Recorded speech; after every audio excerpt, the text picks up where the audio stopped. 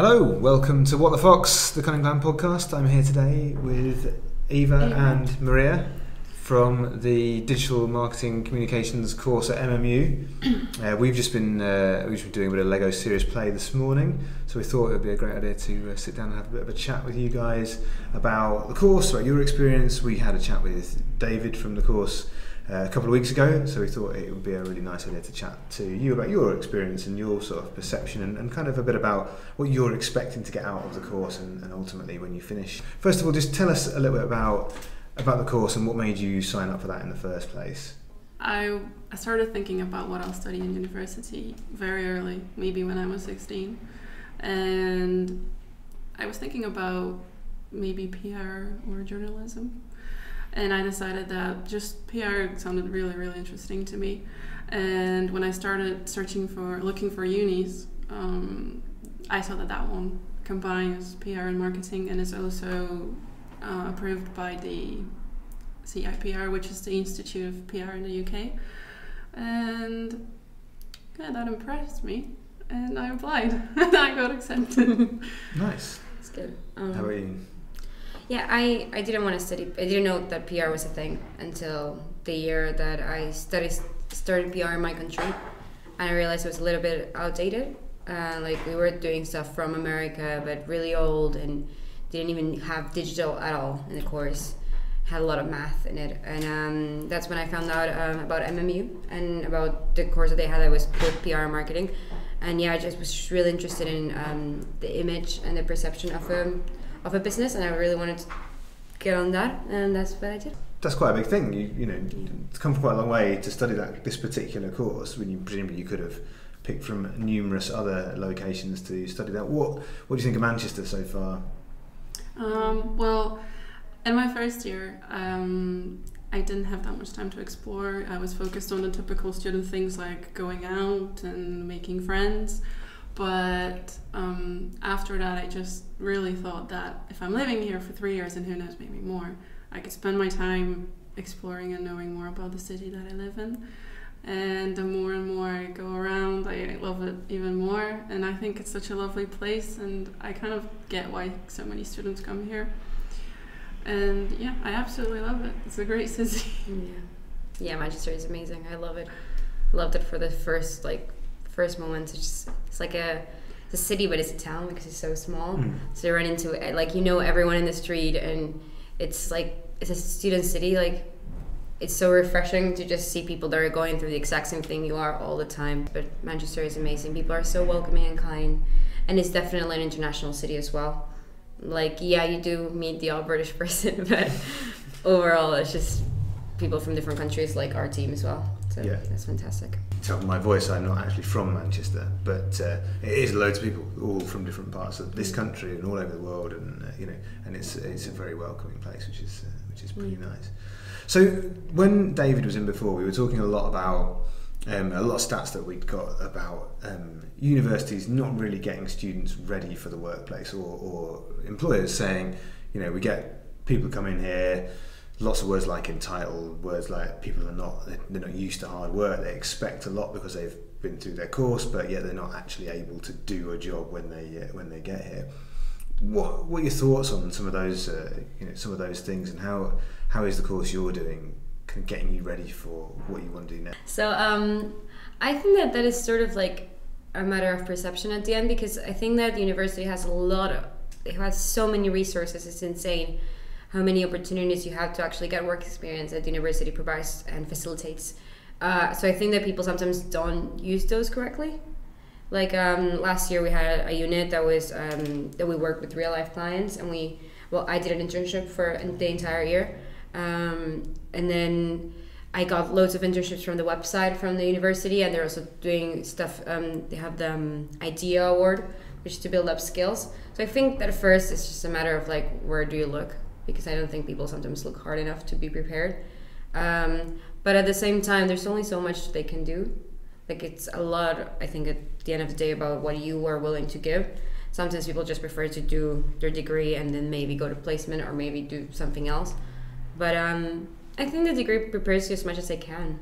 And there's only so much you can teach someone in a classroom. And think that sometimes you just need to go out there and learn it. I actually now, when I look back from the first year that we all like started, I actually think that they are preparing us in a way. Obviously, first year was about starting in theories because you can't go any further without that. But after that, they did try to focus on practical tasks, try to teach us what it would be like with a real life client and a real job. And I don't really agree with people criticizing that nothing is being done, because, for example, what Maria said about our unit last year, they were trying indeed to offer us something different, but many people were just not attending. And it's very easy to not attend and then criticize what the uni is doing when you don't fully use that resource. And I agree with her as well that there are so many things, not only library, but so many databases that you could use, examples. Also, the reward that Maria mentioned as well. And we also get weekly emails with internships and jobs.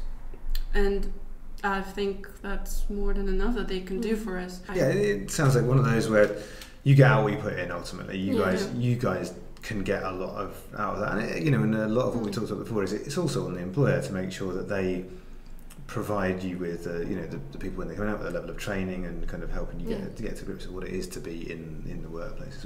So I suppose that brings us on to the reason you guys are here today, which is to do with the project that we're working on together.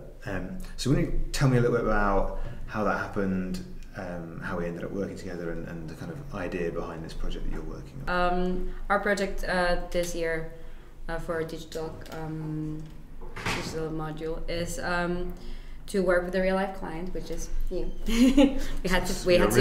So as a team, once we were grouped together, we decided that we were going to work as a team. We had to make a pitch, which is quite exciting. We were like thinking about it. It was really cool. And then what we have to do is I'll talk with you, as we already have, and set some goals for us to achieve for you throughout the year to prepare our digital skills. We also have a competition, as SEO competition, to show up at the main results of the unit hashtag. And then we also have a social media competition, which is about following and engagement. So we are sort of working on all three parts of this. Even though those are not part of the assignments, we are giving them equal time, like how to win all of them, ace all of them. That's good ambition. Yeah, I mean that I think that's one of the things that I thought was really interesting when I first chatted with David about it. Is this idea that you've got these are real things. These are real things that if you go off and you decide to do this job at some point in the future, these are the sort of things you'll be doing. This is this is real stuff. So you will be able to walk into a job at some point in the future and be able to do that stuff, which is, I think, is really fantastic and it's been good. And you seem like a really great group. You sent through a pitch. We got a couple of different people that had sent in their proposals to work with us on our project, and yours was definitely it was really super enthusiastic. I don't know, you can't underestimate the power of enthusiasm and that sense that you kind of you want to do it. I think that now we're working so much better together than we worked first year. I mean, we still deliver correctly. I think we never not gotten it first as a team, but it's just the facility that we have to get along is grown so much. We're so efficient in one meeting. We can do so many things. And before, maybe we needed one meeting to distribute work, and now we do everything together. So it's really good. We're really happy. So what are your ambitions for the future? You've got this project is next year in your final year now. What's next for you guys? I'm planning on studying masters in journalism. Okay. I've got a list of a few unis that I'm thinking of applying if they're all in England, and maybe try to find an internship in the summertime. And this is so far what I haven't. Oh, that's a pretty good plan. It sounds Yeah. How about you, Maria? I want to get a job, a guided job, preferably. I would like to stay in England, but I'm not close to the idea of going back to my country if I can get a really good job there. I just don't want to get forced into doing something like that.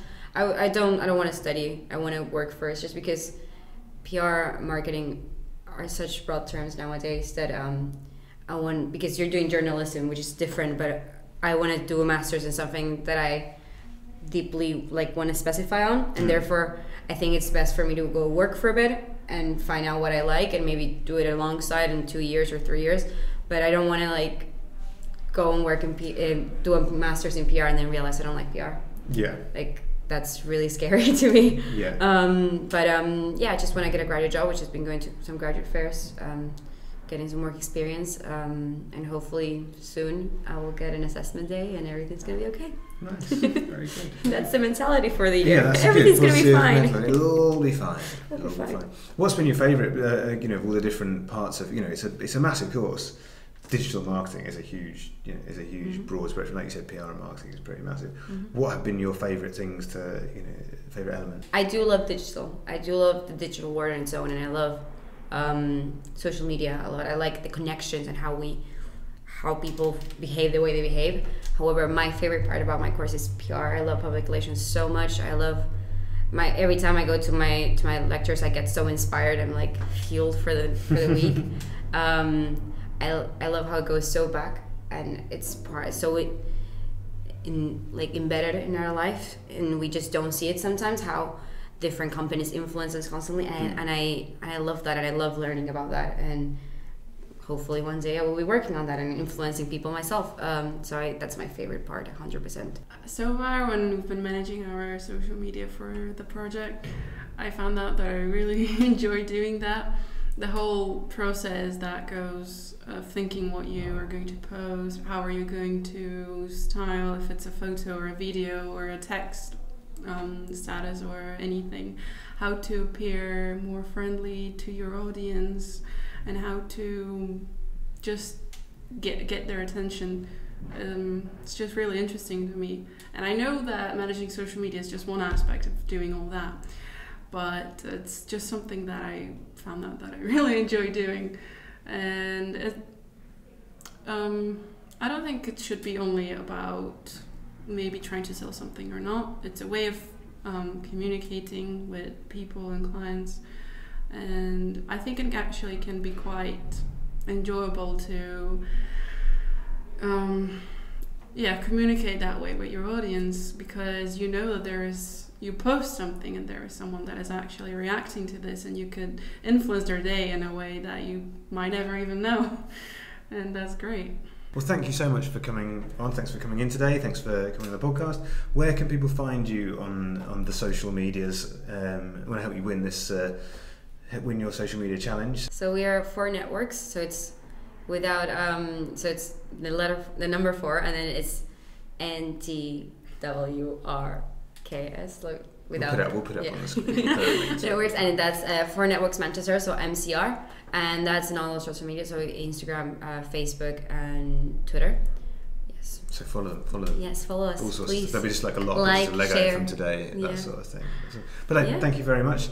Thank you for watching or listening, however you have consumed us today. We'll see you next time. Until then, feel free to subscribe to our channels as well. That's a nice thing to do. Give us a review on iTunes. That would be nice, because we could do with some reviews on iTunes. We'd really appreciate that.